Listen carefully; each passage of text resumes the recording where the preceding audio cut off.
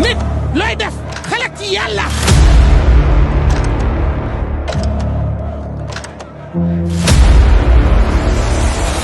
Conviction forte que malgré tout, il ne tient qu'à nous de briser ce cycle d'échecs et de déceptions.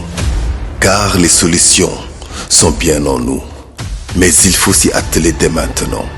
Nous avons déjà perdu trop de temps et le monde ne nous attend pas.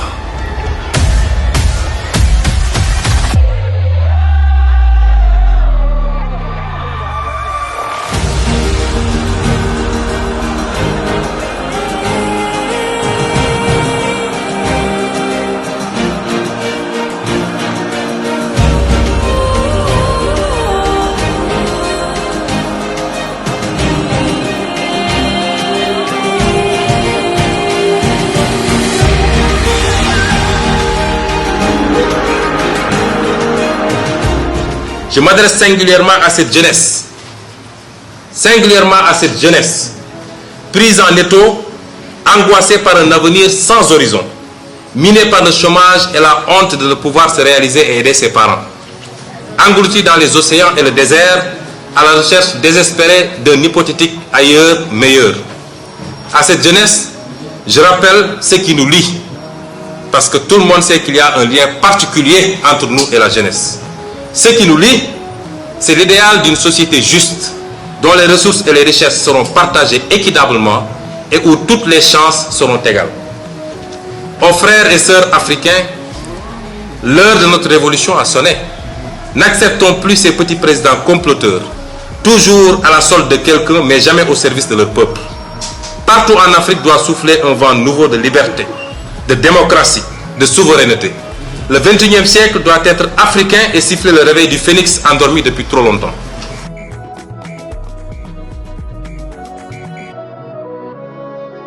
Parce que ma conviction, elle est nette, que personne n'est mieux placé que nous pour gagner l'élection présidentielle de 2024. Je ne suis pas un utopiste, je ne suis pas un nombriliste, je suis quelqu'un de très posé sur ces questions. En 2019, quand les gens sont venus me voir pour me dire qu'on va gagner, je leur ai dit que c'est possible.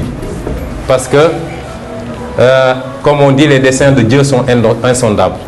Mais si je m'en fie simplement aux aspects factuels et pratiques, je crois qu'il nous faut nous fixer comme objectif de bien figurer, de marquer notre terrain, de montrer que nous sommes une force sur laquelle il faut compter, plus que de penser qu'on va gagner cette élection. Autant j'étais très prudent pour 2019, autant je le dis aujourd'hui. Et je le dis avec toute l'objectivité du monde, il n'y a personne de mieux placé que nous pour gagner l'élection présidentielle de 2024, s'il plaît à Dieu. Et c'est pourquoi il faut qu'on reste focus.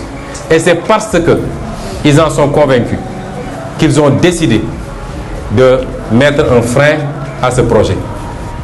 Dans 2024, tànneef gi ñu war a tànn weesuwul ñaar diggante ndax dañuy bàyyi suñu askan continuer nekk askan woo xam ne dañ koy yor ci lépp alal goo xam ne doo ko dugal fi mu war a dugg, ci jaay alalu réew mi ci jamono jooju, ci noot doomu aadama yi, ci duma reye ak tëjaate, ci yaatal ay programme yoo xam ne dëppoowul ak suñuy gëm-gëm ci biir réew mi, ak ci jaay pasar pasare lépp loo xam ne sénégalais waroon ci mun am yaakaar war mu amal leen njëriñ, wala ndax dañuy tànn loo xam ne day lanu ci souveraineté ak patriotisme, mooy fexe ba téye suñu réew li nga xam ne yàlla jox nañu ko ci alal te macha allah mu bëri loolu ñu téel ko suñu bopp, yóbbu sénégalais yi ci liggéey, ndax liggéey mooy defar réew.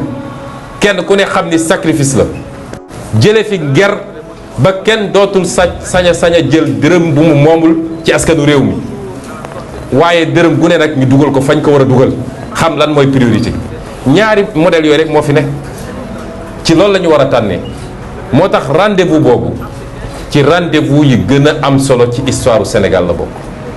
buñ ko ratee rek nañu xam ni 50 ans yi di ñëw wala lu ko ëpp dinañu continuer nekk ci jafe-jafe ak ci toroxtànge ak ci nooteel kenn ku ne di ko jooy fa nga koy jooyee te kenn du am saafara. moo tax yow militant bi, yow militante bi, yow mi di sympathisant ak sympathisante, yow mi citoyen boo xam ne milité woo fenn waaye am nga yëg-yëg, ndax nag Sénégal wax ji nag bëri na trop waaye sympathisant yi ñoo ëpp militant yi de.